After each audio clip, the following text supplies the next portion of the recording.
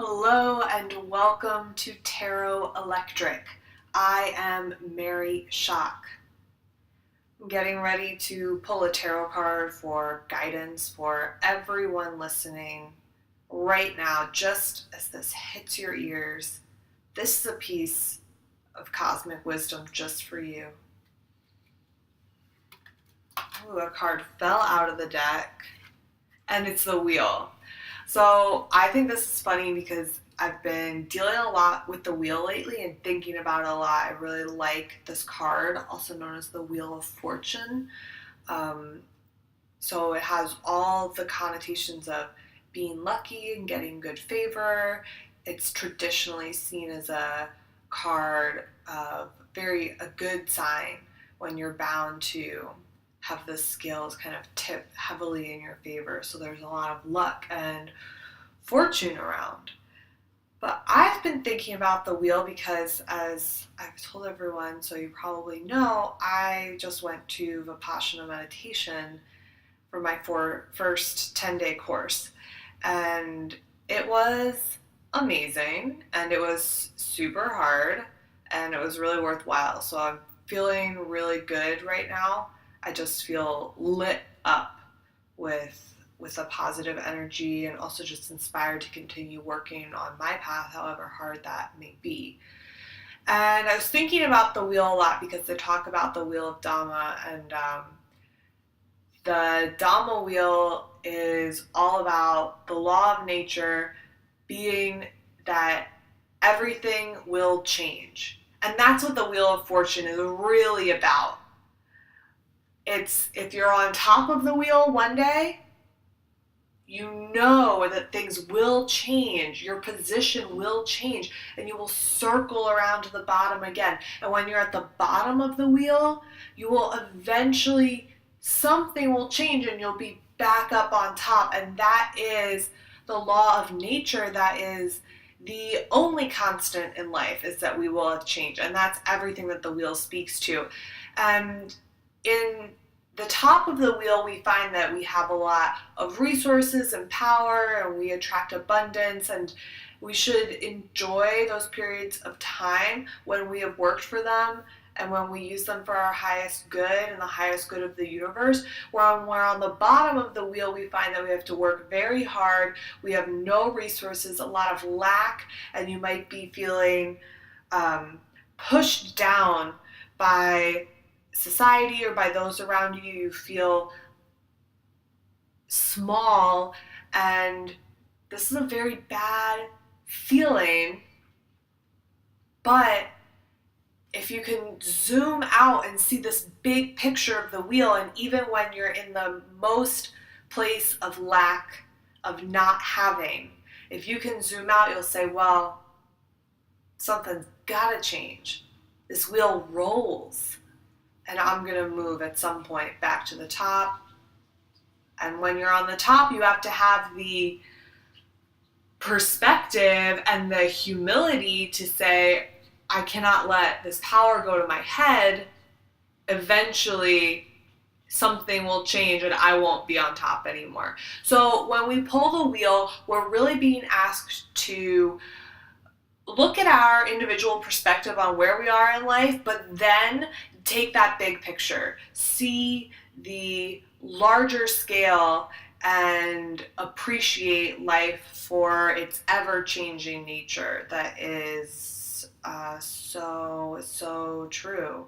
So the wheel can be pretty intense when you pull it. It's very much connected to this world, and it's a place where we're very much involved in our life and our relationships, and our society, our communities become very important to us. It's in this physical world very much, and it can sometimes be a chaotic place where we feel pulled in many different directions. So when the wheel comes up, I find that the guidance that needs to get through is have that perspective, have the inner knowing of the inevitability of change that allows you to be humble and hopeful, and do not get caught up in the swift transitions of life, if at all possible. Do not get emotional about the changing to the place where you don't want to see things change, because everything's going to change whether you want it to or not. So the wheel really wants us to try and avoid being whipped around the wheel and thrown off kilter. So really, if we can be the center of the wheel, and that's zero, that's the Fool, that's the most meditative, balanced, and once you get there, easiest way to live life. Not that it's easy to get there, but among the chaos of the wheel, to find your inner Fool and stay balanced despite chaos around you. But once you get there, it is the easiest way to move forward in life, because things don't upset you as much. So I hope that you all can find balance in a crazy world and remain your truest self, your inner Fool. Be foolish, stay foolish.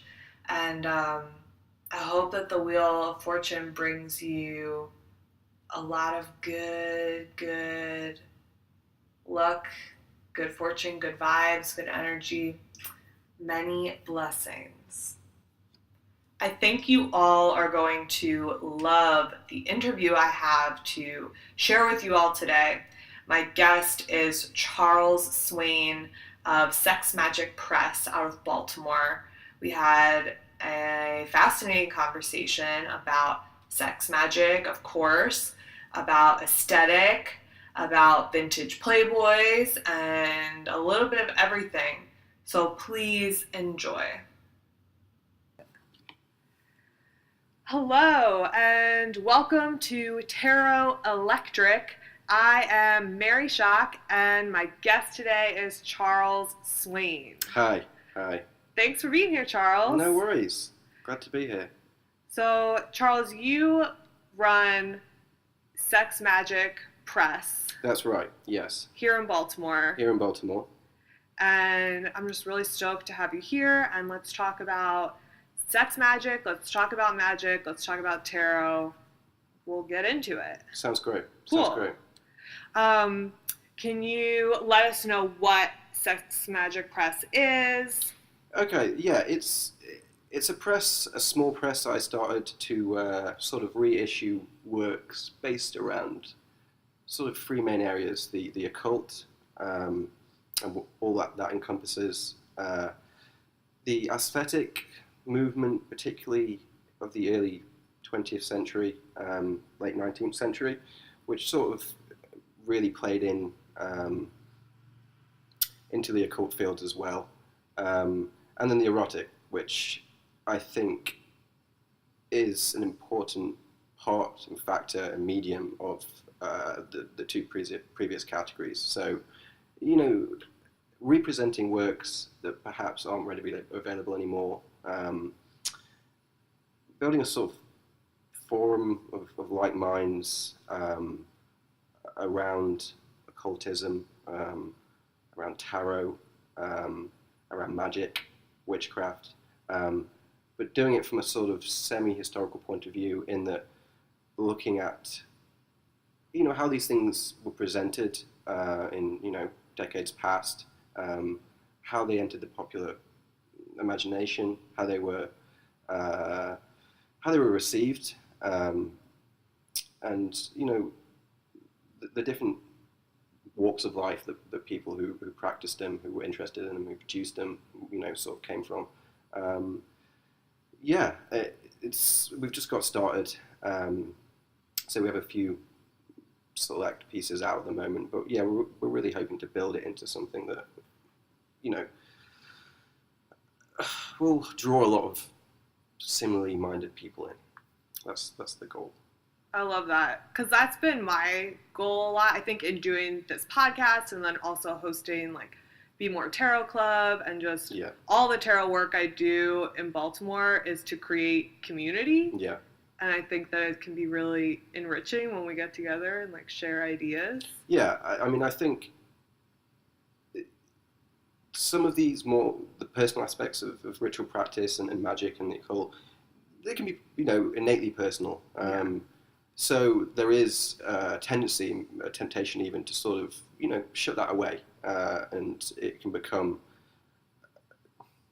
although there needs to be time for that personal, reflection and ritual and practice, I think, a sort of public exhibition of that is an important factor as well. Totally. Like, even a solitary practitioner of magic can gain a lot from having a community.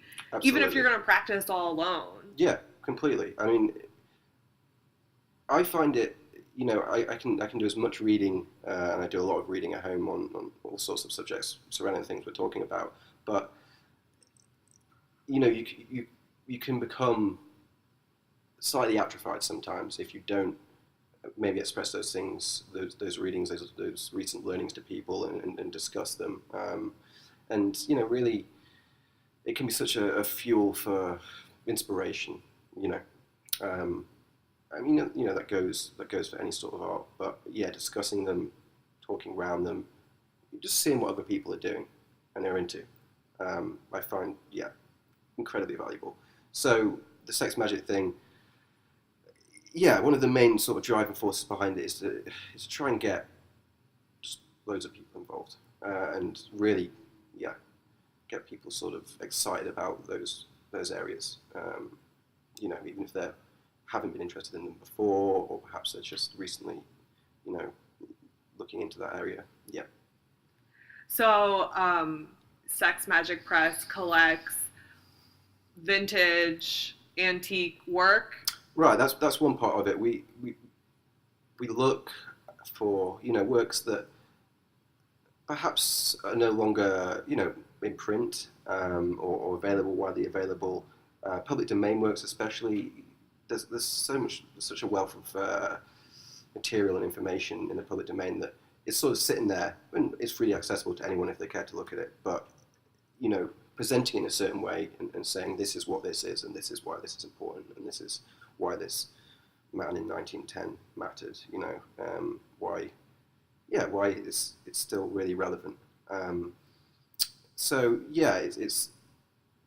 It's presenting those work and then maybe drawing inspiration from that and to produce our own works, and other artists and magicians around surrounding us. And as I say, we're really open at the moment just to be a sort of forum for ideas, and help people channel those and get them out to perhaps a wider audience.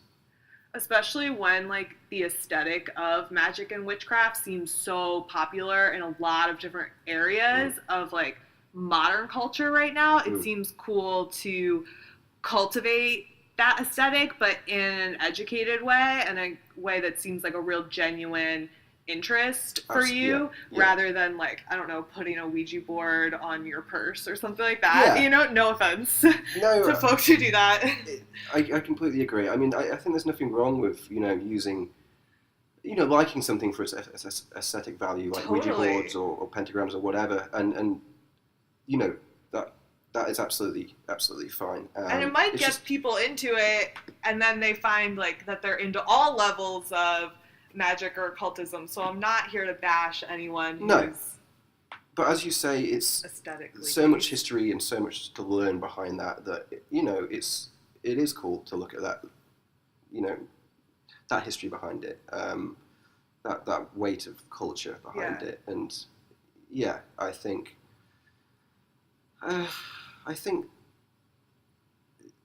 more people that become interested in that, and the more that drives forward through these things that we do, I think it's for the better. For the better, yeah. And I think it's good to have, like, folks like you that are interested in the history and the aesthetic. So when you're out there, like, researching the aesthetic of something that's interesting to you, like 1900s, like occultism and that kind of stuff, that you can say, oh, but here's the person who knows the history and is studying it and knows what these things are worth. That's really valuable. Yeah, definitely. I mean, just to have it, I think we all know someone that knows more than you do on a particular aspect of the occult or magic, and yeah, those resources are hugely important. Yeah. And they're not to be. There's a temptation to feel that you know as much as there is to know, but I think, yeah, having almost muses in a way, Yeah. resources of information are very valuable. It's so valuable, especially when so much occult literature is like purposefully vague and like hidden, Absolutely. like as Yeah. a tool. So like Yeah. having folks that are more knowledgeable than me is always interesting. Like Yeah. I'm here to learn. I'm Right. not an expert in No. occultism at all. Nor but I. I'm interested. And there is an academic perspective of looking at, especially when looking at historical documents and even things like grimoires and stuff, in that they're not approachable things necessarily, that they were written at a time or various times where, society and culture was very different, and the way, magic was perceived per se was different. Yeah, you're dealing with quite, heavy things at those points, to cite examples, the Renaissance, 15th century, 16th century. Yeah, I mean, these are matters of, what could be perceived as heresy and, things that you could be persecuted for. Totally. So it carries weight there, I think, and going back to saying, its relation to academia. To use people who perhaps have that background to interpret some of that material and then use it in the light that we want to now, however that may be. It's just it gives you perspective, and it really fills out the background and only adds to the worth of what your particular view and practice is now. Totally. Yeah. What are some of your favorite things that you've collected? I particularly like sort of late 60s, 70s era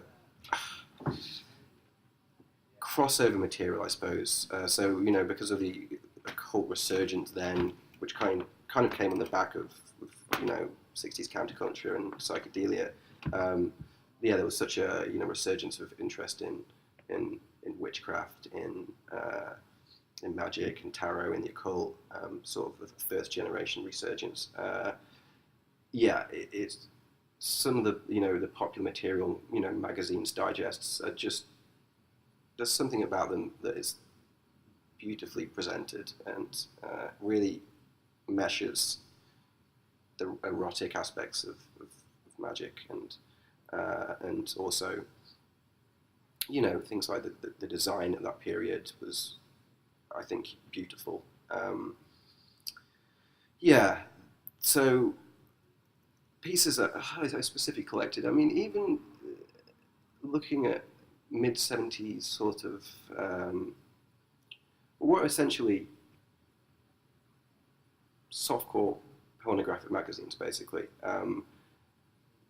There was such detail that went into some of them to sort of present magic, witchcraft, and the occult in an erotic light. It was a magazine that was meant to be, used as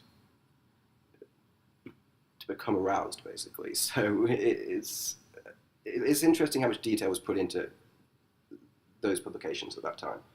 I think now, we've lost a lot of that especially in the that field of magazine publishing. Oh yeah, erotic art is like only alive on Tumblr, maybe. I mean, I don't even know. Yeah. Not being published, right? Not that I know of. Let me know if you're publishing it, but I don't see it. That's something we're definitely trying to push towards and get more of that, erotic art out there. But you're completely right. I mean, I think because of the way that material was delivered then, you only really had print, and it took a lot of work to make magazines generally, and when one was produced that was ostensibly going to be about the occult, etc. A lot of work went into it, and they look really great.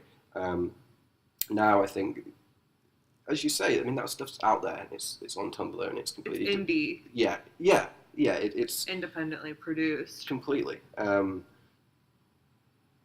It was, yeah, I suppose they were playing with people's ideas, latent ideas of of counterculture, of a subculture, and in some ways, monetizing that, but at the same time creating this sort of this mesh of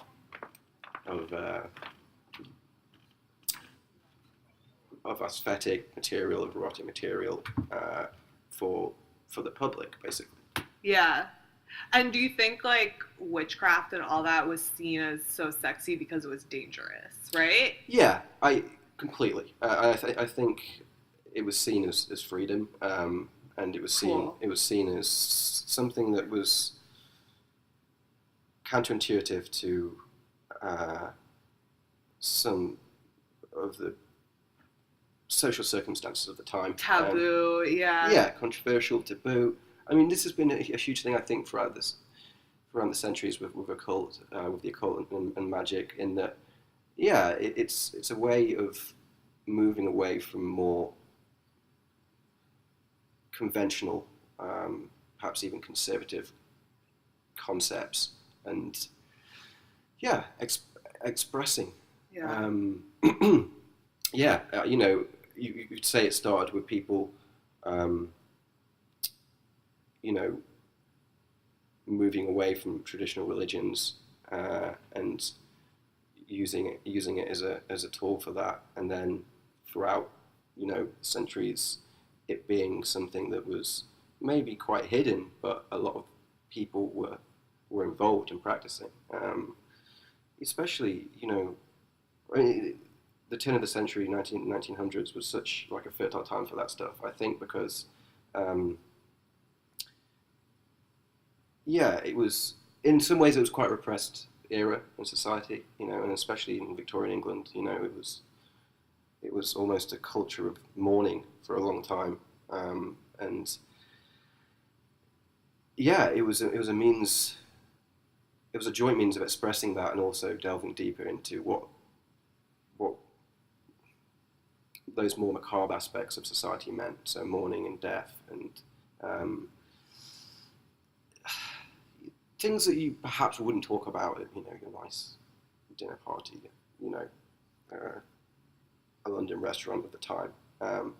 Having said that, that bred, there was such interest there that it bred so many different societies, around that time, and maybe not secret societies, but societies that were made up of a lot of sort of influential people at the time, writers or painters, etc., all had this joint interest in the occult, in the unknown, and yeah, it proved very, very fertile, I think. So yeah, that's a particular area of interest. I think there's just so much there to look at.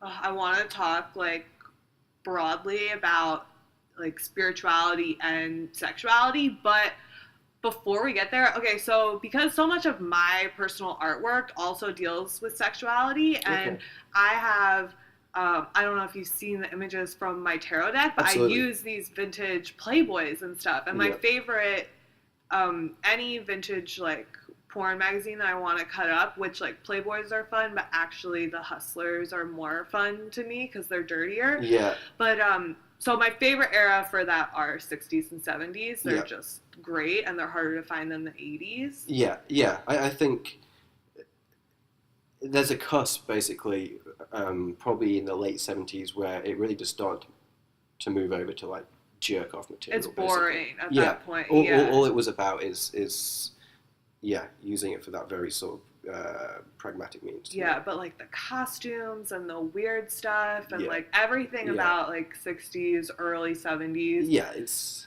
just so good. It was a wonderful era. So here's my question for you. So I had all these Playboys and then I cut them up to use them for collages. Do you think that that's terrible as a collector? Was I cutting up things that were like worth money? That's always my biggest fear. I mean, I suppose there's two aspects to that question. Different, In terms of the money, I mean, well, specifically Playboys, generally no. I mean, not right. No. Thank you. Playboys were printed on a huge scale, and there's only particular ones, and usually the very early ones that are collectible and worth money. How early is early for that? We're talking, the mid 1950s. That's real early. I don't think I ever found a Playboy from the 50s. Well, these magazines like men's magazines then. Right. As you go back, and other men's magazines, specifically not Playboy, are collectible. Like Wink or something like that. I've only seen them online. Absolutely. There was. I have a good friend who is actually his primary specialism is in men's magazines and is in smut from from the 40s to the 70s. And there's a collector base there, definitely. In terms of cutting up and reinterpreting and representing, and I think the value in the object is only it's value to yourself, and you can decide if that wants to be monetary value, and you can say, okay, well this particular issue is worth $600, so if I can realize that price, then I've got $600 in my pocket, and while that can be obviously beneficial, those images in there, if particularly striking or appealing to you, that can be vastly more valuable in some ways if you're using them in your art and using them to create. I think I'm around so many books that I look at and think this is really beautiful, and there's some great artwork in here, there's some great prints in here, etc. And there is a sort of slight reluctance to I can't cut it up. I shouldn't cut it up as a book. I mean, no. You should never damage books, especially an old book. Right. Yeah. And I don't know. I think it's completely contextual and subjective. And as I say, it's only worth what it's worth to you, basically. Leaving aside, donating it to collections and libraries. Yeah, if you want to, if the book's particularly historically important, then okay. Maybe don't rip out that 16th century woodcut to paste on your wall. But I think it's completely subjective, and I think it's a great use. That answer makes me personally feel really good. So thank you. I've cut up some stuff, and sometimes it works out. In making collages and making various artworks. Sometimes it doesn't, and when it doesn't, it's like, well, okay, it's gone. Oh. Yeah. I mean, it's not how it used to be, but.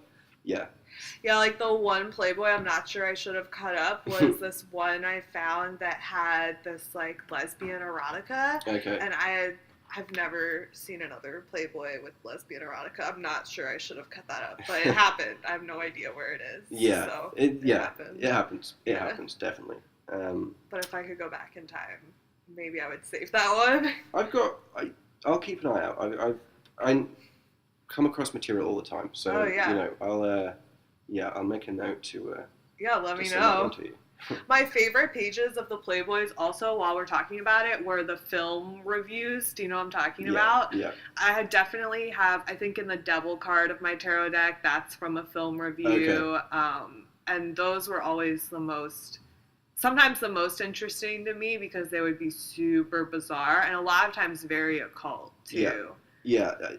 They'd be like erotic movies of the year. Absolutely, and because stills from them. Yeah, and because it was at that time, the movies they were reviewing were they were generally interesting films, if not particularly great pieces of cinema. They were striking, and I think there's like the whole joke about you're only reading Playboy for the articles has some credence, I think. It really does. You look at it now, and it's the writing's different. The writing was of its time, and. Yeah, it is fascinating. Now that I'm thinking about it, there were probably a couple things I shouldn't have cut up that I wish I still had. But we won't talk about it anymore. This one, like, astrology piece, I shouldn't. Yeah, that was really good. I just don't know where it was. I saved it for the longest time, but it was, like, 70s, and it had, like, info on each sign, and it was, like, how to woo each sign. And I'm a Pisces, so it was, like, get her drunk, because Pisces love, like, excess, Yeah, it Pisces love really getting pissed, yeah. Yeah. Yeah. But whatever. I mean, as an aside to that, there was like a whole vein of books specifically about how to sort of almost quite menacingly, woo someone, control someone through astrology, and they used to have these very lurid covers, and they're pretty great to photograph.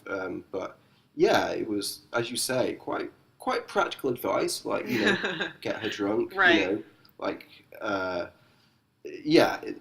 It really seeped into the popular consciousness then. So people were almost using those books, or some people at least, as it's like, right, well, this can actually really help me, as opposed to someone before maybe dismissing it as, you Yeah. know, as something that could never be useful to them. But that was like, it definitely just walked that such a fine line of being so, like you said, manipulative and Yeah, like abusive. So it was like yeah, people believing in astrology, but like, oh, to what end, yeah, yeah.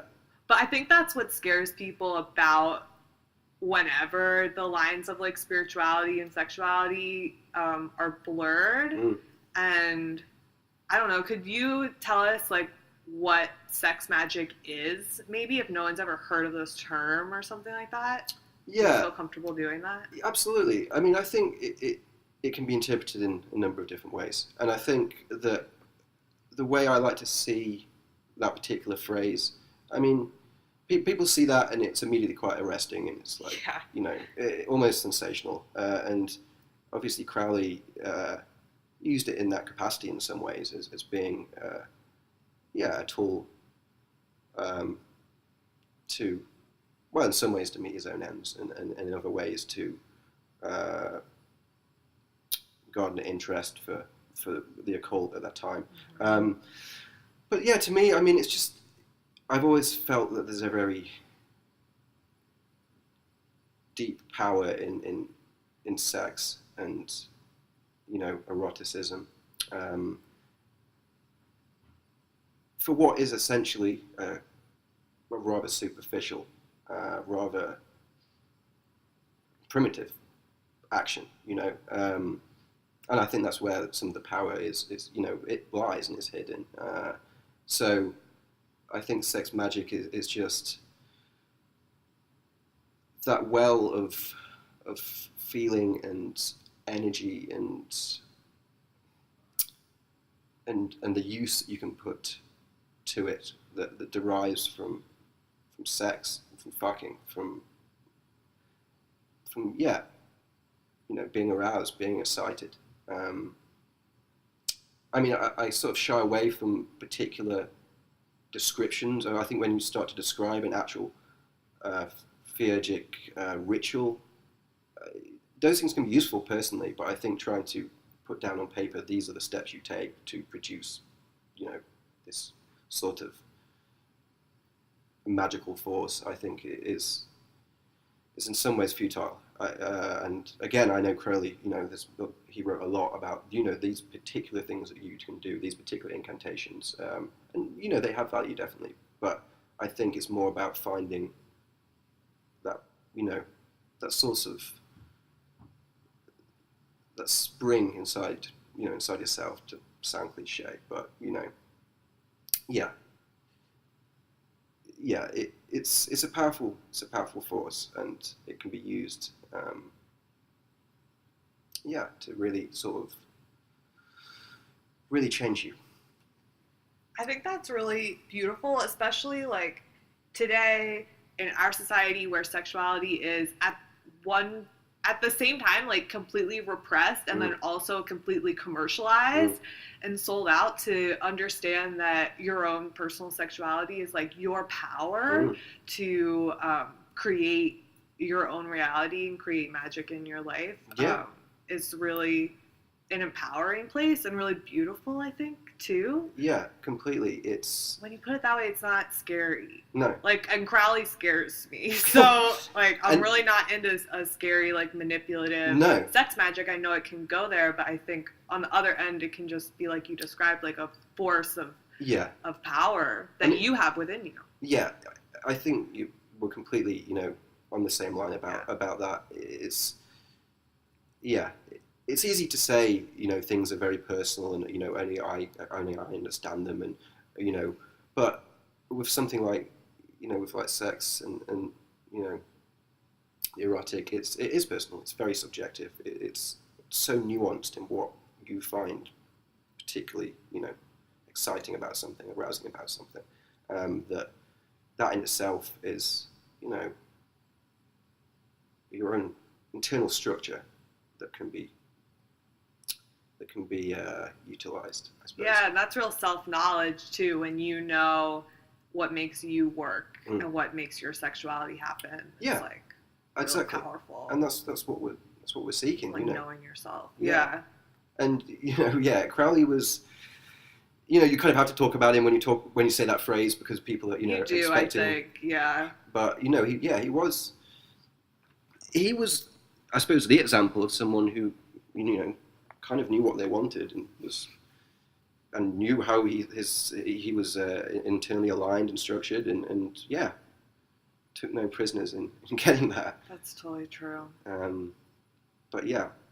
Well, I don't know about you, but I like to put it out there that if someone's like interested in sex magic but hasn't done a lot of like research or know that much about it, like maybe start with solo sex magic is what I like to maybe suggest, because I think that you just have to be really careful about consent and working with your partner if you're going to work in a partnered sex magic, whether that's like a physical partner or like a spiritual partner or whatever. So if you're using like your personal orgasm as sexual power and masturbating, then I think that's a really good place to start. I don't know how you would feel about that, but I like to put it out there. Yeah, I think it's a great starting point, because you've stripped it in some ways of any issues, as you say, consent, and people, are rightly, incredibly sensitive when it comes to sexuality and when it comes to, intimacy. Totally. So, yeah, it's very important, I think, to start off from the right place, start off understanding yourself. Yeah. Before, maybe reaching out and trying to bond that, adhere that to someone else. Yes. Or you could just have a great big orgy and then work backwards from that. I mean, yeah, it's your own personal practice. Yeah, Folks can do what works for them. Exactly. I'm just saying. Crowley again, his appetite, was all over the place. There was very few boundaries, and if you had them, I don't think you probably cared about them in some ways. But I think that's great. That's great advice. It really is. Can we talk about the original work that's coming out of SexMagick Press? Yeah, it seems really cool. Yeah, we're doing primarily, small digest-size zines, magazines, basically, with a mixture of sort of original photography based around some of the things we've been talking about, some of it based around, more conventional photography. We're doing sort of a project coming up quite soon on, a sort of expanded project on reinterpretations of 70s erotic magazines, porn magazines, but giving it a sort of original narrative and commentary, and mixing in, vintage images with our own sort of reconceptualized images that we produced. So using that as a sort of influential basis, and then maybe almost mocking it up in a modern day environment. So an erotic photo shoot, for example, involving elements of magic and the occult. Looking at the way they did it then, and then saying, how would this look now, sort of thing. I love that. I mean, that's so exciting to me. Like, I would love to have that in my home. That's just completely what I'm about. Yeah, it's really cool. Yeah. That's like the witch cult now that I saw on your Instagram. That's correct. Yeah, that was like our first sort of foray into that, the representation of that 70s material. A lot of the specific material in that is from older magazines. There's a couple of original photos that we produced.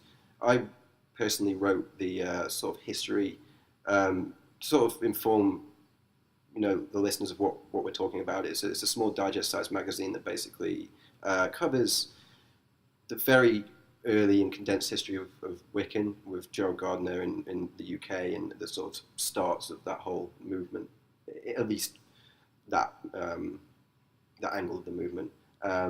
So it's it's short, readable, and gives you an idea of the birth of Wiccan basically, which obviously is a influential, well practiced vein of modern witchcraft, would you say? Yeah, totally. And I love that you could really kind of give like a short and sweet history of it, because Yeah. so many people think, oh, you identify as a witch, like you must be Wiccan. And for me, like Yeah. I identify as a witch, but I don't identify as Wiccan, Right. so it can be confusing to people. Completely, yeah. And I think we just wanted to clarify that where that came from, Yeah. because although now you can use the teachings of that or the things that surround it, its practices, however way you wish. Sure. It came from there, and it was created and formed at a specific time, and just as a sort of, even if it's just a background knowledge in your head, it's useful to have. Super useful. And it's got some nice pictures in there as well. So, really good pictures.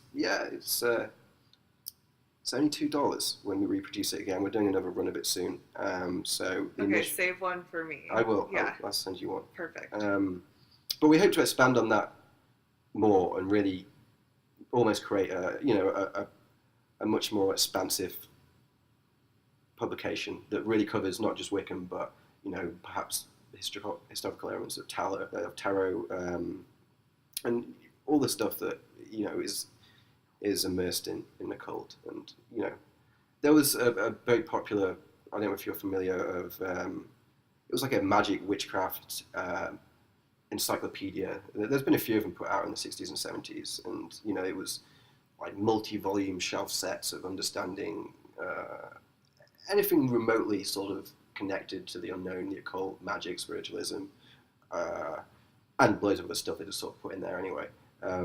But some of those, they're really great to look at. The photography was just great. It just sort of oozed that 70s. Oh, I've detail. never seen anything like that, but it sounds like something I would love.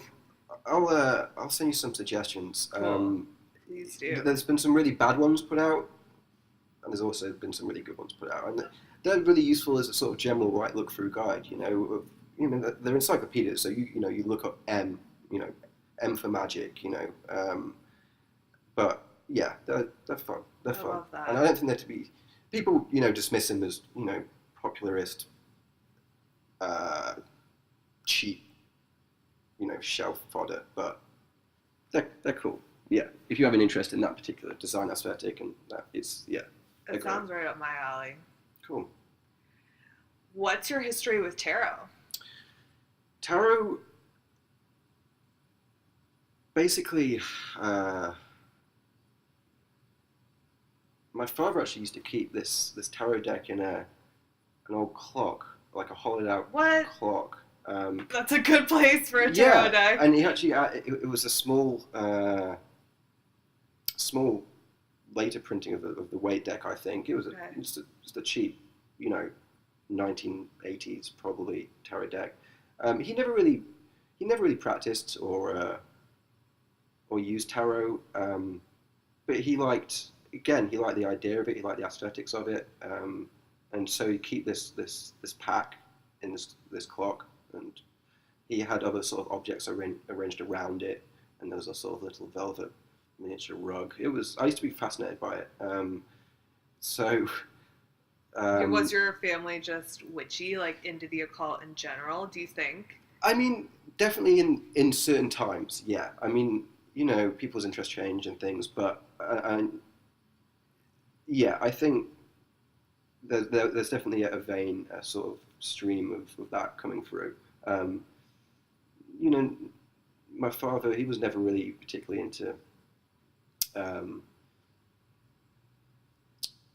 into those things in a very in-depth or very precise or committed fashion, but he liked the sort of the atmosphere surrounding it, the sort of, yeah, the general look of the stuff. Totally. Yeah. The So aesthetic. Yeah, right. I mean, we keep going back to that word, but it's a useful word to have. Yeah. You know? So yeah, that's just a memory, I suppose. But when that word comes up, I think I think of that. More recently, I started, you know, reading about the history of the tarot, and the various sort of variations on a theme, variations on different decks and influential figures within that, and started to, you know, play with actually using it as a tool myself. But that's sort of a recent occurrence. Because you're into the occult, right? Right, it just sort of fed to that. Totally. Naturally. I mean, you can't really... For me, it was like vice versa, I think. But Okay. like same, Yeah. you know, once you get there, you're there, you know? Exactly. And it doesn't really matter how you've arrived at that point. Right. But, yeah, it was more from looking at other areas of the occult. And then, obviously, when you look at that, tarot is immediately there. You know, it's a huge component. Totally. You know. What deck do you use? Again, pretty much the same one as my dad had. Yeah. You know, the Rider-Waite. Yeah, it's not the same copy or anything, but it's it's a cheap Rider-Waite deck. Yeah. I picked up, and I just sort of play with it. You know, the ideas surrounding the different uses, the different interpretations. I try to look at it as something that a sort of fresh art to me, which obviously it is, but more what I can personally, you know, derive from it, use from it, instead of necessarily following any particular, you know, spreads and ideas. I'm being quite vague, but what I mean to say is basically, yeah, it's something that I'm just sort of starting to wrap my head around as a tool, and a component in my personal occult learning. Yeah, because I feel like, you know, broadly with tarot, you can kind of go two ways with it sometimes, like a really fortune-telling kind of a way, or maybe a more like meditative way. Exactly. And it sounds like you're more on the meditative path, like gaining that occult knowledge from looking at the symbols. Completely, yeah. I mean, you know, it's divinatory qualities and aspects, you know, are powerful. If you choose to, you know, go down that. Yeah. But for me, I suppose it's just, the word meditative is good. It's sort of, again, a ritual, almost you know, maybe an unconscious thing when looking at the cards, and not necessarily doing it in a traditional fashion, but just sort of holding them and laying them out and looking, looking at the symbols, looking at the pictures, you know, because they always have very pretty pictures. They do. I feel like that's a really like pure way to get into tarot too, because that's what a lot of those like occultists were doing in the 1900s and that kind of stuff, right?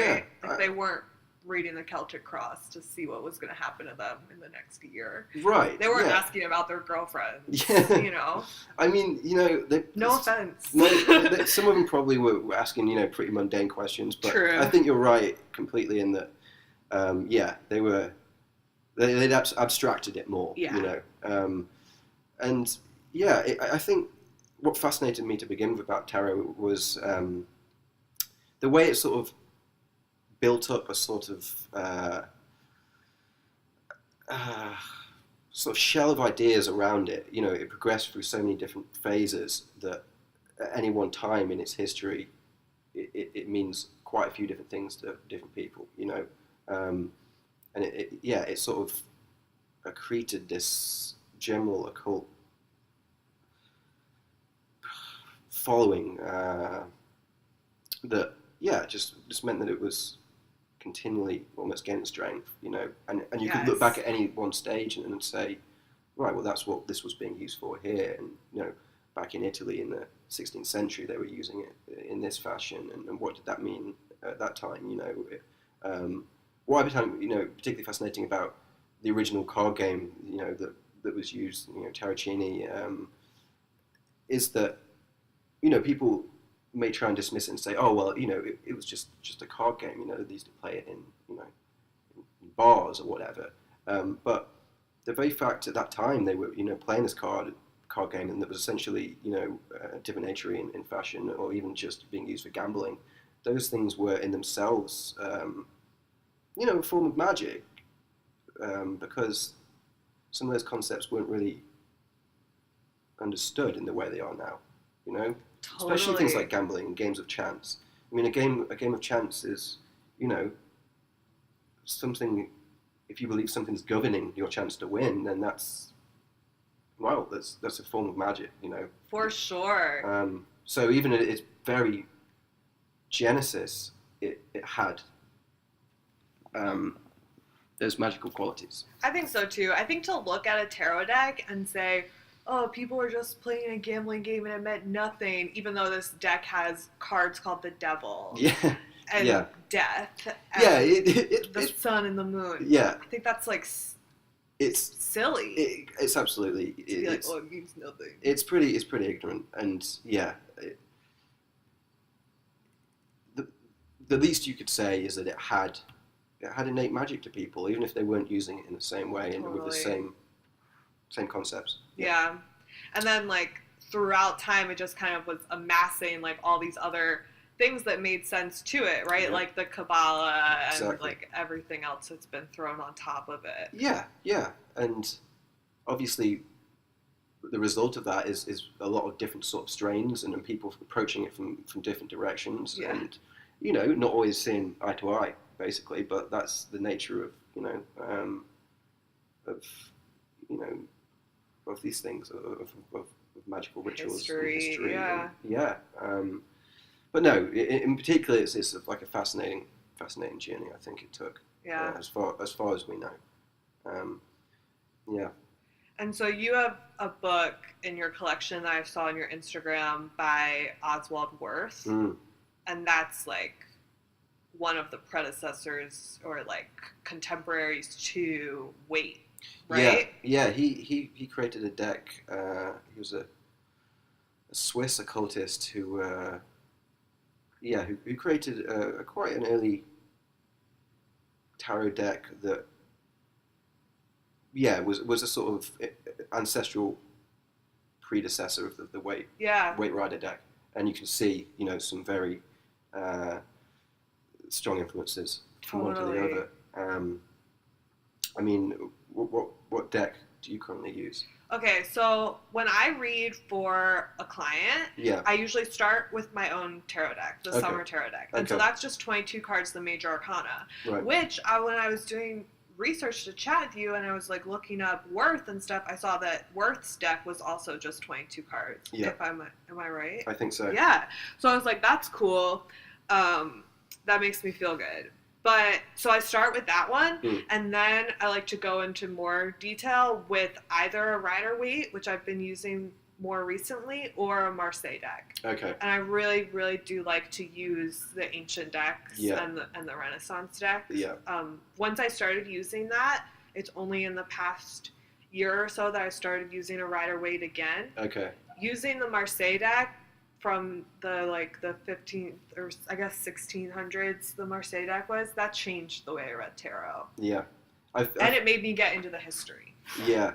That's interesting. I mean, I've heard a lot of people, through my sort of work in the field, the people have definitely gone back to those, the Marseille deck and even the Solabusca deck, which that is a very fascinating deck, and I think there's been a lot of recent interest in that. Yeah. There's a book been put out recently with its connection to Saturnalia and the worship of Saturn, and forgive me, I forget the author's name, but it's this big lavish sort of coffee table book where he's done an incredible amount of research into how it was used in almost a directly ritualistic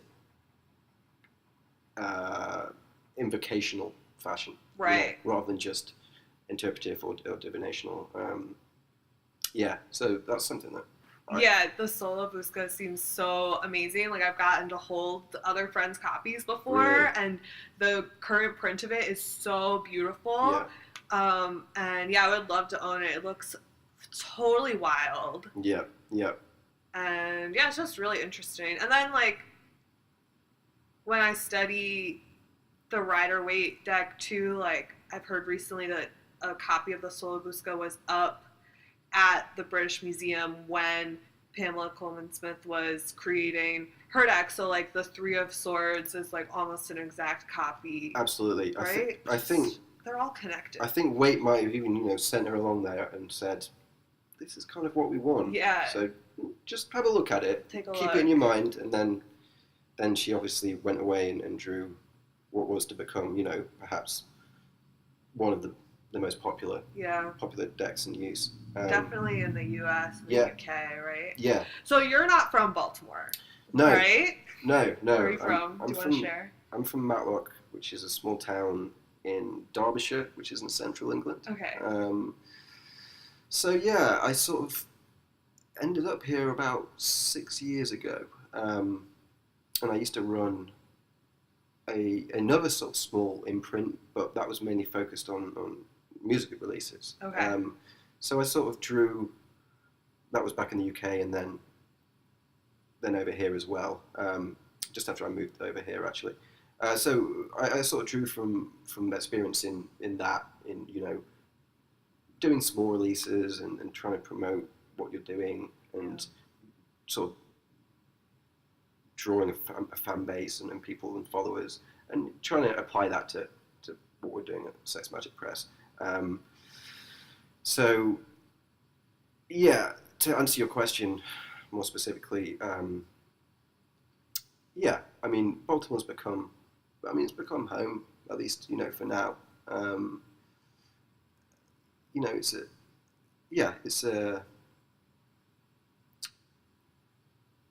It's a fascinating city in some ways, and there's a lot of, I like to believe there's a lot of like-minded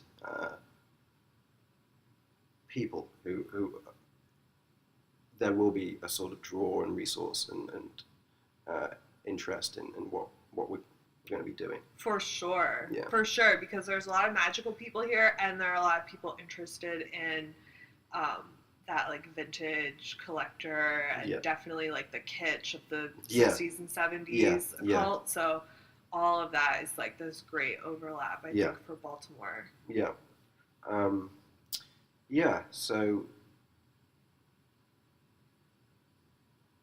where, if people want to catch up with you, if they want to buy a zine, if they want to check out your collection, where can they find you? On Instagram? Yeah, we're on Instagram at SexMagick Press, surprisingly. And then we'll have a website, a sort of brief outlet website that will just be solely used for buying the print material. Instagram's the best at the moment. It's just a really great sort of, as you know, tool just for getting things immediately out there. It's a great platform, and I really like your Instagram, so everyone should definitely go follow it for sure. Okay, that's that. It will keep you up to date with what we're doing, and we use it as a sort of just as a forum for influencers and just cool items that we have and that we're looking at and that we're interested in on that day. So yeah, it's fun. I love that. Okay. Well, I feel like we could talk forever, so maybe we'll have to talk again. Yep, absolutely. But I just want to thank you so much for being here. I feel like this was really fun and enlightening. Yeah, it's been great. Cheers, and thank you for having me on. Oh, thank you. Definitely follow SexMagick Press on Instagram. That's sex.magick.press on Instagram. It's an amazing account with a really nice aesthetic. And you can follow me on Instagram at Tarot Electric. And you can find everything that I'm up to on my website, maryshock.com. Reach out if you have questions or comments or thoughts. I'd love to hear from you. I'm so grateful to everyone who's listening. My heart is really full with love for my tarot and magic community in and out of Baltimore. So thank you for listening, for going on this journey with me. Thank you for sharing with your friends. You can find this podcast on iTunes where you can subscribe, rate, and review. And I've got a bunch of cool events coming up, so I'm going to tell you about them now. The first one is this coming Saturday with the North Avenue Knowledge Exchange, and you can find the link to the event on my website on the homepage at maryshock.com. So it's going to be Tarot for Healing. This is a free course. You can come for the day. It's 2:30 to 4. I'm going to discuss how tarot can be a tool for healing personally and within our community. And then we're actually going to create a unique tarot spread in that moment to address what we need from tarot for healing. And I'm really excited about it. So please come join me, bring a friend. It's free and it's this Saturday, June 24th. Then on June 29th, I'm reading at Strangers Become Sisters, and that's going to be an incredible event. On July 2nd, we have Be More Tarot Club. July meeting at Holy Underground starts at 7. Tarot Club is always the most fun event of my month. We're going to talk about the lovers. I have so many ideas about things that I want to do with and for Tarot Club, so please come. It's super, super fun. And then on the 7th, I have an event at the Creative Alliance where I get to read tarot during their amazing Summer of Love show. So come out, see some songs by some amazing artists, get that hippie vibe in your soul, and you can get a tarot reading from me, buy a tarot deck all at once. You can always buy the Summer Tarot deck on my website or in person at an event. It's my joy to share the Summer Tarot deck with everyone around the world, and I would really like to hear from anyone out there who's using the Summer Tarot deck. If you're getting good messages, tell me how it's going. If you have questions, let me know. Finally, I am happy to offer a midsummer tarot reading special. You can get a 30-minute tarot reading with me for half off. That's only $20. This is in honor of the summer solstice, so contact me to schedule in between June 19th, 2017 and June 28th, and you can get a reading with me in person in Hamden, in Baltimore, or via phone, email, or Skype. I am really jazzed up with good vibes right now, so I want to share it. So please take advantage of this and experience a tarot reading. It'll be my pleasure to share that with you. Just email me, maryshocktarot@gmail.com. Put in the subject line, Midsummer Tarot Reading. And we will schedule a time for your tarot experience. Thank you to all the listeners, and many blessings.